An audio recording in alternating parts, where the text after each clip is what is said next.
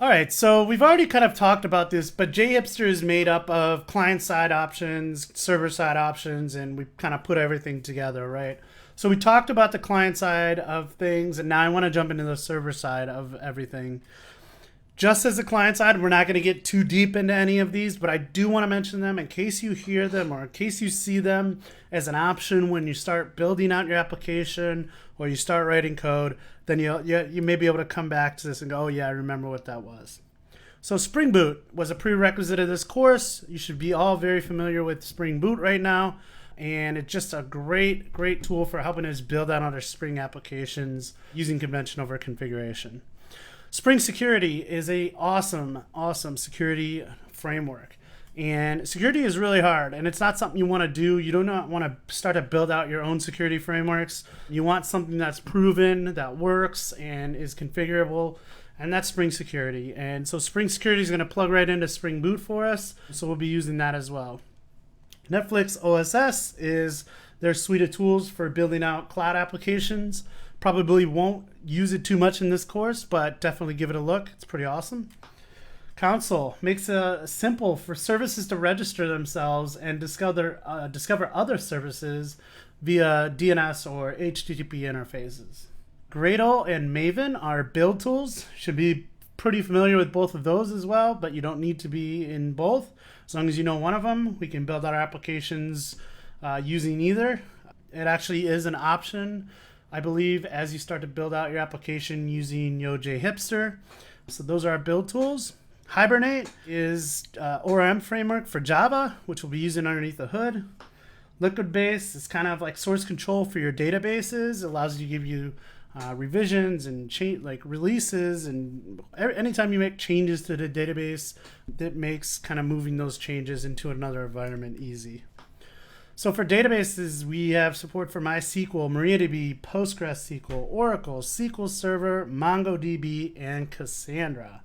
I won't get too much into that, but basically allows you to kind of use any of your favorite DB implementations. So then we have EHCache, Hazelcast, and Infospan.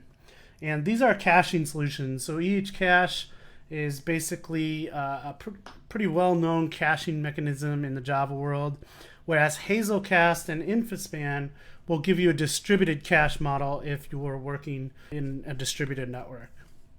Cucumber is an open source tool for executable specifications, which is really great for testing. Elasticsearch is a search engine based on Lucene, so it allows you to kind of search over your domain objects.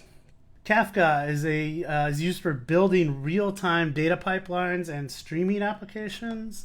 It is horizontally scale, fault-tolerant, wicked fast, and runs in production in thousands of companies.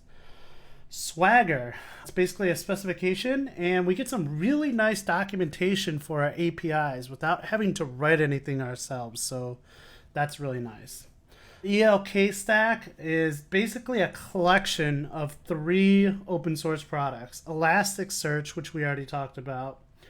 Longstash, which is basically a log pipeline tool that allows you to accept inputs from various sources.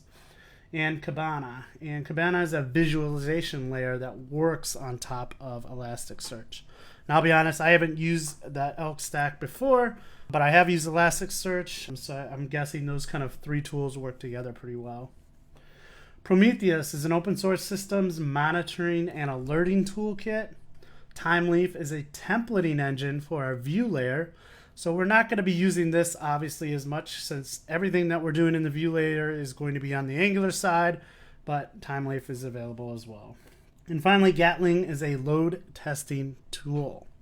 So again, that's a lot. I mean, there's a lot that you can start to build out your applications with. And obviously, between the client side and server side, you're not going to be using everything, but in different applications, different requirements come up, and these are all the tools that are kind of available to us to kind of meet those requirements.